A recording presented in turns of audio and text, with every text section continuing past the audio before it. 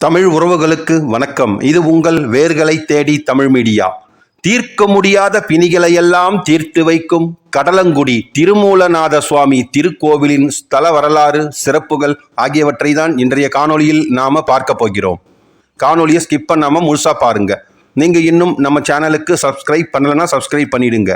மறக்காம பக்கத்தில் இருக்கிற பெல் பட்டனை பிரஸ் பண்ணிடுங்க. வாங்க காணொளிக்குள்ள போகலாம். கும்பகோணத்தில் இருந்து சீர்காழி செல்லும் சாலையில் தற்பொழுது திருமேனியார் கோவில் என்று அழைக்கப்படும் கடலங்குடியில் அமைந்திருக்கிறது திருமூலநாத சுவாமி திருக்கோவில். மன்னி ஆற்றுக்கு வடக்கேயும் கொள்ளிடம் நதிக்கு தெற்கேயும் இந்த தலம் அமைந்திருப்பதால் வருடம் முழுவதும் நீர் வளத்திற்கு பஞ்சமே இருக்காது. எங்கு நோக்கினும் பசுமையாகவே காட்சியளிக்கும் இந்த கிராமம். அந்த பசுமை சூழலில்தான் இறைவனும் இறைவியும் அமர்ந்து அருள்பாலித்து கொண்டிருக்கிறார்கள் இந்த தலத்தில்.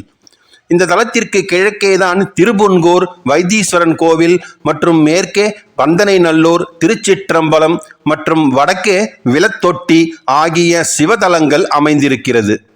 கோவில் ஊருக்கு நடுவே கிழக்கு நோக்கி அமைந்திருக்கிறது. கோவிலின் எதிரே திருக்குளம்.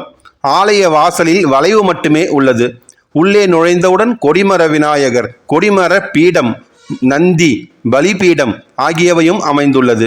அடுத்தது அழகிய கோபுரம். தெற்கு பிரகாரத்தில் ஸ்தல விநாயகர், தட்சிணாமூர்த்தி ஆகியோர் தனித்தனி சன்னதிகளில் அருள்பாலிக்க, மேற்கு பிரகாரத்திலோ திருமாளிகை பகுதியில் சுப்பிரமணியர், காசி விஸ்வநாதர், வைஷ்ணவ பெருமாள், மகாலட்சுமி, சரஸ்வதி ஆகியோரின் திருமேனிகளும் அமைந்துள்ளது. கருவறையின் தேவ கோட்டத்தில் நடன கணபதியும் தட்சிணாமூர்த்தியையும் தரிசிக்க முடிகிறது. கோட்டத்தின் மேற்கு பகுதியில் லிங்கோத்பவரையும், வடக்கு பகுதியில் பிரம்மா, துர்க்கை ஆகியோரையும் தரிசிக்க முடிகிறது. வடக்கு பிரகாரத்திலேயே சண்டீசரின் தனி சன்னதியும் அமைந்துள்ளது. கோவிலின் உள்ளே நுழையும் பொழுதே வாசலில் தென்பால் விநாயகரும் வடபால் சுப்பிரமணியரும் வேறு இருக்கிறார்கள்.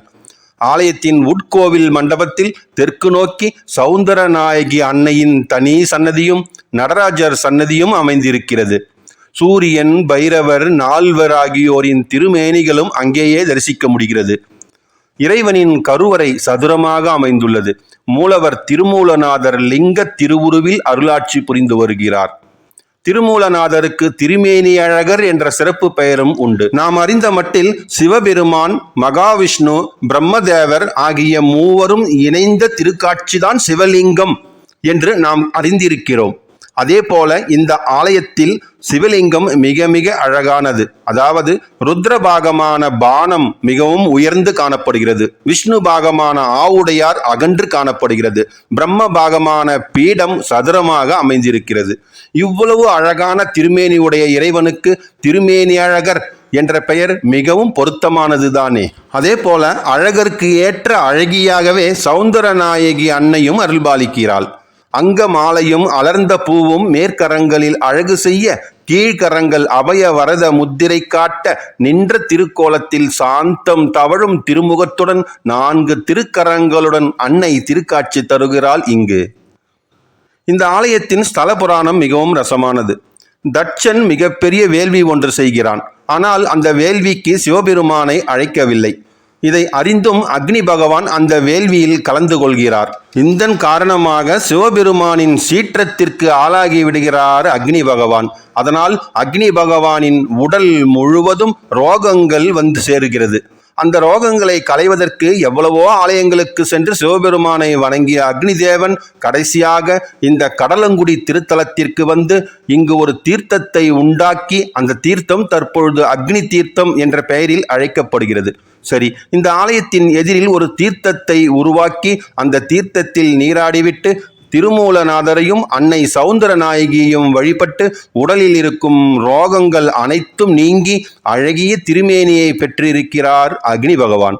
இதுதான் இந்த ஆலயத்தின் ஸ்தல வரலாறு. திருமூலநாதர் திருக்கோவிலில் தினசரி 4 கால பூஜைகள் நடைபெறுகிறது. தவிர விநாயகர் சதுர்த்தி, ஆண்டுக்கு 6 முறை நடராஜருக்கு நீராட்டு விழாக்கள், ஆடிப்பூரம், ஐப்பசி அன்னாபிஷேகம், கந்தசஷ்டி, சூரசம்ஹாரம், திருக்கல்யாணம், திருக்கார்த்திகை மாத சோமவாரங்கள், திருக்கார்த்திகை, மார்கழி மாத தின பூஜை, திருவாதிரை, பொங்கல், நவராத்திரி, விஜயதசமி, 4வரின் திரு நட்சத்திர தினங்கள் ஆகிய நாட்களில் இந்த ஆலயத்தில் சிறப்பு பூஜையும் பங்குனி உத்திரத்தன்று ஏகதின உற்சவமும் வெகு சிறப்பாக நடைபெறுகிறது.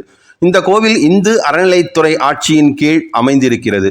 உடல் எனப்படும் மேனியில் பிணியுடையோர் அக்னி தீர்த்தம் என்று அழைக்கப்படும் இந்த ஆலயத்தின் திருக்குளத்தில் நீராடிவிட்டு திருமேனி அழகரையும் அன்னை சௌந்தரநாயகியும் வழிபட்டால் அவர்களுடைய பிணிகள் அனைத்தும் தீர்ந்து அழகிய திருமேனியை அடையலாம்.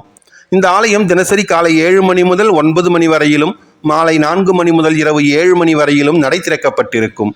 பிணி உள்ளவர்கள்தான் என்று இல்லை, பிணியற்ற மேனி உள்ளவர்களும் தன்னை பிணி அண்டாமல் இருப்பதற்காக ஒரு முறையேனும் இந்த ஆலயத்திற்கு வந்து திருமேனியார் கோவில் திருமூலநாதரையும் அன்னையும் வணங்கி செல்லலாம். கும்பகோணத்தில் இருந்து சீர்காழி செல்லும் பேருந்து தடத்தில், அதாவது திருப்பனந்தாள் மற்றும் பந்தநல்லூர் வழியாக செல்லும் பேருந்தில் ஏறி கடலங்குடி என்ற ஊரில் இறங்கினால் அருகிலேயே திருமூலநாதர் திருக்கோவிலை அடையலாம். இன்றைக்கு ஒரு வரலாற்று சிறப்பு பெற்ற திருக்கோவில் பற்றிய தகவல்களை உங்களுக்கு வழங்கிய மகிழ்ச்சியில் விடைபெறுகிறேன். இந்த காணொளி உங்களுக்கு பிடித்திருந்தால் லைக் பண்ணுங்க, ஷேர் பண்ணுங்க, மறக்காம உங்கள் கருத்துக்களை கமெண்ட் பாக்ஸ்ல கமெண்ட் பண்ணுங்க. நன்றி, வணக்கம்.